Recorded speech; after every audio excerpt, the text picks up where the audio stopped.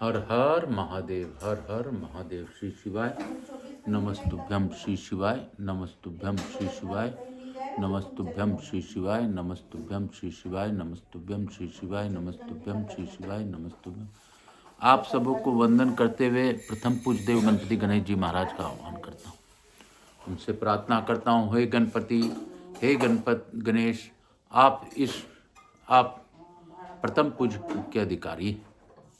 आपको प्रथम पूजता करते हुए आपसे अनुरोध करता हूँ कि आप इस कथा स्थल पर पधार कर आवाहित समस्त देवी देवताओं को आने का मार्ग अपना उचित आसन ग्रहण कर, सभी देवी देवताओं को उचित आसन ग्रहण कराकर उनसे को प्रसन्न कराकर हम सभी लोगों को आशीर्वाद दिलवाएं। आप विघ्नहर्ता हैं, आप सभी के कष्टों का निवारण करते हैं, इसमें हमको शंका नहीं रखनी चाहिए। काल हर, दुख हर, दारिद्र कष्ट हर, हर हर महादेव। मैं आपसे निवेदन करता हूँ, यहाँ के स्थान देवता, इस सोसाइटी में विराजमान सभी देवी देवताओं तथा शिव परिवार का आमंत्रित करता हूँ तथा जगन्नाथ जी, लक्ष्मी जी महारानी, सुभद्रा माता तथा बलभद्र जी का आह्वान करता हूँ। मैं आप सबों को नमन करते हुए आपसे अनुरोध करता हूँ, समस्त देवी देवता अपने अपने उचित आसन ग्रहण करें और मैं अपने भोलेनाथ मैया पार्वती से अनुरोध करता हूँ कि गौर बिंदोरक आसन ग्रहण कर आप आवाहित समस्त देवी देवताओं को उचित आसन ग्रहण कराकर हम लोगों पर कृतार्थ करें। हे बाबा, आप सच में इस जगत के पालन करता हैं। आपके बिना इस जगत की उत्पत्ति नहीं है, आप ही से सभी कुछ व्याप्त है। मैं आपको वंदन करते हुए, माता पार्वती से निवेदन करते हुए गौर बिंदोरक आसन ग्रहण करने का अनुरोध करता हूँ। मैं सभी गणों को भी अनुरोध करता हूँ कि आप अपना उचित स्थान ग्रहण करें और बाबा के शिव परिवार को भी अनुरोध करता हूँ कि आप अपना उचित आसन ग्रहण करें। मैं आप सबों को वंदन करते हुए, मैं आकाश राजगढ़िया बंसल गोत्र उत्पन्न हूँ, उमा शंकर नारायणी देवी राजगढ़िया का पुत्र सांवरिया बाबा, मेरे गुरु सांवरिया बाबा को वंदन करते हुए गुरु आज्ञा लेकर आज की कथा प्रारंभ करूंगा। पंडित प्रदीप जी मिश्रा को जितना भी धन्यवाद दूँ वो कम होगा कि उनकी प्रेरणा से मैंने 18 पुराण बाबा के समर्पित करने का प्रण लिया है। बाबा, आप मुझसे सुन लें, सुना लें, कर ले और करवा लें, नहीं तो मेरे अंदर कोई भी शक्ति नहीं। काल हरा, दुख हरा, दारिद्र कष्ट हरा, हर हर महादेव। शंभु शंभु बोल बम का नारा है, बाबा एक सहारा है। हम लोग अभी तक 8वें अध्याय में का पाठन कर चुके हैं। आज हम लोग 9वें अध्याय में प्रवेश करेंगे। सूर्य जी बोले, हे मुनीश्वरों, योग साधन के काल में से पहले आलस तथा बाद में व्याधि पीड़ा उत्पन्न होती है। इसी प्रकार प्रसाद, प्रमाद, संशय, चित्त की अनुपस्थिति, अर्ध दर्शन, अर्ध अश्र, द्वादश भ्रांति, त्रिविध दुख, दामिनिश, मन के असंकल्प विकल्प का होना, निषिद्ध विषयों में मन का लगना, ये कुल 10 प्रकार के विघ्न साधक के योगाभ्यास में उत्पन्न होते हैं। शरीर तथा चित्त के भारीपन के कारण योग में प्रवृत्त न होना ही आलस है। धातु वेश में न्यून्याधिक के कारण क्रिया से होने वाले तथा वात पित्त आदि दोषों से होने वाले विकार ही व्याधियां। समाधि के साधनों का अनुष्ठान न करना प्रमाद है। यह करूँ अथवा वह करूँ, इन दोनों स्थितियों में मिश्रित अनिश्चिततापूर्ण विज्ञान को स्थान संशय कहा गया है। समाधि अवस्था को पाकर भी भव बंधन के कारण योगी के चित्त का लक्ष्य में न ठहर पाना अनवस्थित चित्तत्व है। योग के साधन साध्य, गुरु, ज्ञान, आचार तथा भगवान शिव आदि में चित्त की सद्भावना रहित वृत्ति का नाम अश्रद्धा है। समाधि के समीप पहुंचकर अज्ञानता के कारण आत्म पदार्थ में आत्मज्ञान रूप विपरीत ज्ञान रखना भ्रांति दर्शन कहा जाता है। आध्यात्मिक, आधि भौतिक तथा अधिदेवी के 3 प्रकार के सहज दुख बताए गए। इच्छा विधाता के कारण चित्त को उत्पन्न विक्षोभ ही दुख कहा गया है। परम वैराग के द्वारा मनुष्य को नियंत्रण करना चाहिए। तमोगुण तथा रजोगुण से मिला हुआ मय मन दुर्मन कहा गया है, इसलिए ऐसे मन में उत्पन्न होने वाले दूषित भाव दुर्मनिश कहा गया है। योग तथा अयोग जानते हुए भी अयोग विषय के प्रति हठपूर्वक आसक्ति रखनी ही विषय लोलुपता है। योग साधन में इन्हें विघ्न रूप कहा गया है। अत्यंत उत्साह से युक्त होकर अभ्यास करने वाले साधक को ये बाधाएं दूर हो जाती है, इसमें संशय नहीं। हे द्विजो, इन विघ्नों के समाप्त हो जाने के उपरांत योगी के योग साधन में नानाविध उपसर्ग उपद्रव उत्पन्न होती है। वे सभी उपसर्ग भी अनिशुद्धि सूचक है। हे विपेंद्रो, प्रतिभा, महिला, सिद्धि, श्रावण, दूसरी सिद्धि, वार्ता, तीसरी सिद्धि, दर्शना, चौथी सिद्धि, अश्वादता, 5वीं सिद्धि तथा वेतन, 6ठी सिद्धि कही गई। इन प्रतिभा आदि 16 सिद्धियों को आकर्षण से मुक्त मुनि को अनिमा आदि सिद्धियां अभिलेषित सिद्धि प्रदान करती है। प्रत्येक पदार्थ विषय बोधकतात्मक वृत्ति को प्रतिभा कहते हैं। विवेचनापूर्वक वेद वस्तु को जिसमें जाना जाए वह बुद्धि कही गई है। अतीत, भूत, अनागत, भविष्य, सूक्ष्म, अदृष्ट, दूरस्थ, अत्यंत समीप, वर्तमान पदार्थों का सर्वदा एवं सर्वत्र ज्ञान प्रदान करने वाली प्रतिभा का वृत्ति ही प्रतिभा है। सभी शब्दों ह्रस्व, दीर्घ, लुप्त आदि स्वरों तथा ग्रह ध्वनियों का बिना किसी प्रयास के श्रवण होकर उनका यथार्थ ज्ञान हो जाना श्रवणा सिद्धि है। और स्पर्श की जो अनुभूति है वेदना सिद्धि कही गई है। बिना किसी प्रयत्न के दिव्य रूपों का भी नेत्रादित्य से दिखाई पड़ना दर्शना सिद्धि है। और दिव्य रसों का सहज रूप से बिना किसी प्रयत्न के ठीक ठाक ज्ञान होना आस्वाद सिद्धि है। इसी तरह बुद्धि के द्वारा दिव्य गंधों का भी ठीक ठीक गंध मात्रा में के रूप में अनुभव कर लेना वार्ता सिद्धि है। हे द्विजो, इस योग जनित धर्म रूप संसर्ग से योगी लोग इस जगत में ब्रह्म लोक प्रयत्न जो कुछ हुए सब कुछ है उसे अपने देह में स्थित रखते हैं।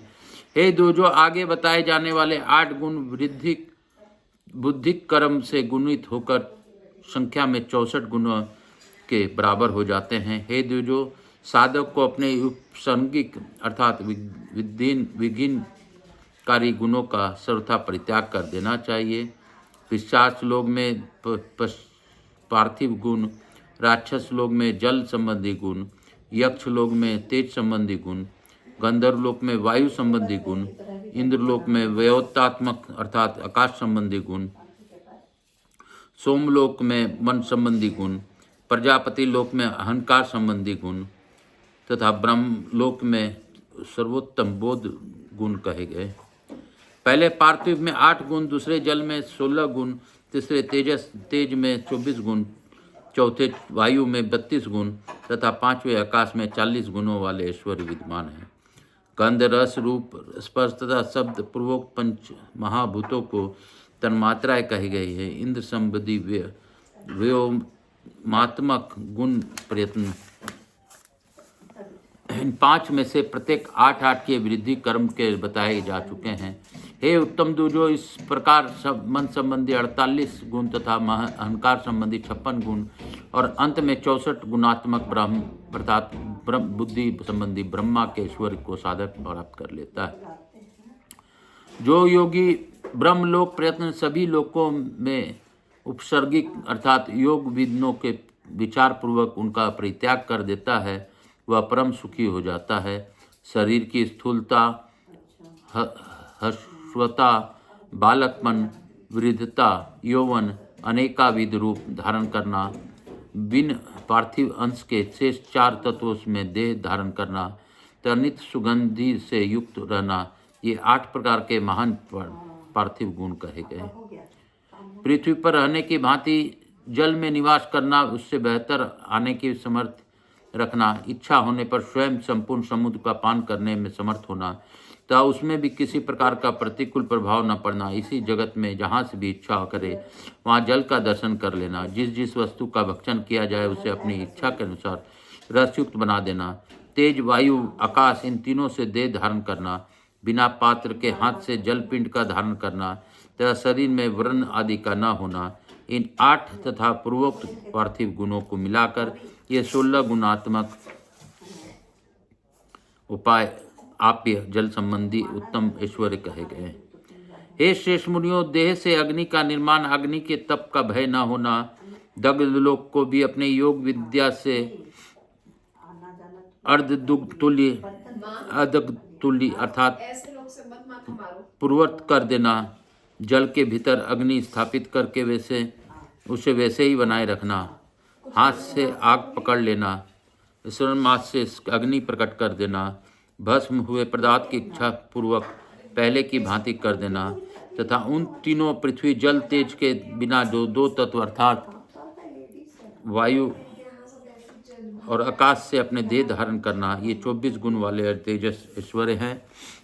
मन की गति प्राप्त कर लेना, अर्थात जहाँ मन की इच्छा हो वहाँ चले जाना, अन्य प्राणियों के अंतर्मन को निवास करना, पर्वत आदि महाभार कंधे पर धारण करके चलना, हल्का तथा भारी होने के समर्थ रखना, हाथों से वायु पकड़ लेना, अंगुली के अग्रभाग से आघात करके पृथ्वी में सर्वत्र कंपन उत्पन्न कर देना, केवल आकाश तत्व से देह धारण करना, ये वात संबंधी ऐश्वर्य विद्वानों के द्वारा कहे गए।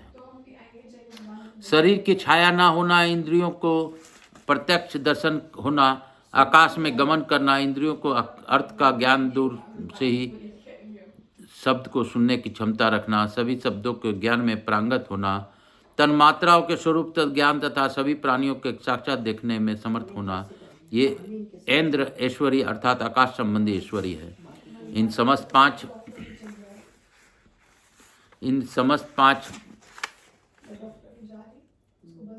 प्रकार के ऐश्वर्य से युक्त साधक कार्यव्यूह सामर्थ्यवान कहे जाते हैं।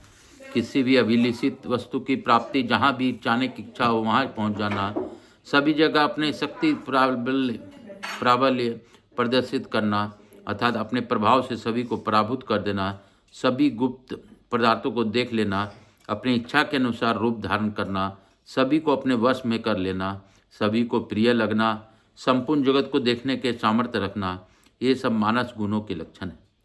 छेदन, ताड़न, बंध, संसार परिवर्तन, सर्वभूत प्रसाद, मृत्यु तथा काल का जय, ये प्रजापति संबंधी श्रेष्ठ अहिंकारिक ऐश्वर्य कहे गए हैं। बिना कारण जगत की सृष्टि, अनुग्रह, प्रलय, अधिकार, लोकवृत्त का प्रवर्तन, असादृश्य, पृथक पृथक व्याप्त निर्माण तथा संसार का कर्तव्य उत्तम ब्रह्म ऐश्वर्य है। ये ब्रह्म ऐश्वर्य के तत्व कहे गए हैं और ये ही प्रधान संबंधी वैष्णव कहे पद है।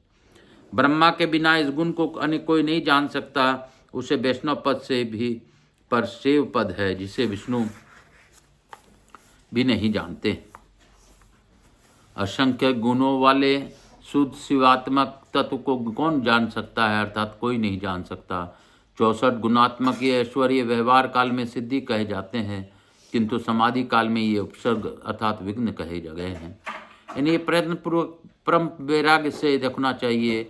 भय उत्पन्न करने वाले विषय भोगों को अवश्य संभवी नश्वरता जानकर सबका श्रद्धा से त्याग कर देना चाहिए। ऐसा करने वाला विरक्त कहा जाता है। पुरुष में वितृष्णा नाम से प्रसिद्ध भाव को ही गुण विरतस्य कहा जाता है। औपसांगिक अर्थात विघ्न रूप सिद्धियों का वैराग्य के द्वारा परित्याग कर देना चाहिए। चित्त को विषय भोगों से हटाकर भूनों के समस्त विघ्न रूप ब्रह्म ऐश्वर्य को परित्याग करने से महेश्वर प्रसन्न होते हैं। इस प्रकार साधक के परम वैराग में शिव के प्रसन्न होने पर उसे विमल मुक्ति प्राप्त होती है। अथवा जो योगी संसारिक प्राणियों को कल्याणार्थ या लीला के निमित्त इन सिद्धियों को त्याग नहीं करता, वह भी सुखी हो ही रहता है।